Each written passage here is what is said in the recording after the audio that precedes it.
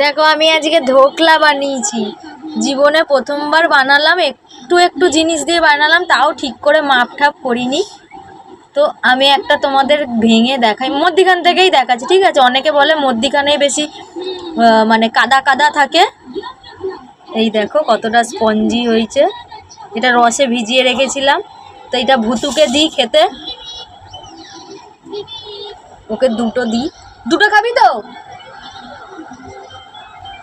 আমি খাবো দুটো আর ও খাবে দুটো, খেয়ে দেখুক। ভালো হয়েছে, খালি মিষ্টিটা কম হচ্ছে বল।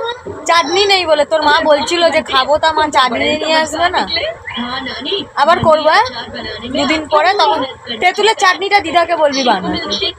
দিদাতে, হ্যাঁ, দিদা চাটনিটা বানিয়ে রাখলে ধোকলাটা দেখি ভালো লাগে। সত্যি আমি ভাবতেই পারিনি যে এত সুন্দর আমি ধোকলা করবো, আজকে লাইফে ফার্স্ট। মানে আমার যত বড় হয়েছি আমি জীবনে কোনোদিনও ধোকলা বানাইনি। কেক তো বানাতে আমি সত্যি পারি না, অনেকবার ট্রাই করেছি, আমি কেক বানাতে পারিনি সত্যি। কিন্তু এই ধোকলাটাই আজকে আমি সত্যি মানে স্যাটিসফাই হয়েছে আর কি। তোর ভালো লেগেছে তো? তাহলে কার ভালো লাগলো দেখার দরকার। আমি একটা খেলাম, ভুতুকে দুটো দিয়েছে, এই সবে একটা খেয়েছে, আর একটা চাটনি নেই বলে ভাল লাগছে না বল। টমেটো সস থাকলেও একটু ভালো লাগবে, সস নেই তো। ঠিক আছে খেয়ে নে, পরের বারে আরও চাটনি টাটনি দিয়ে করে খাওয়া। হ্যাঁ।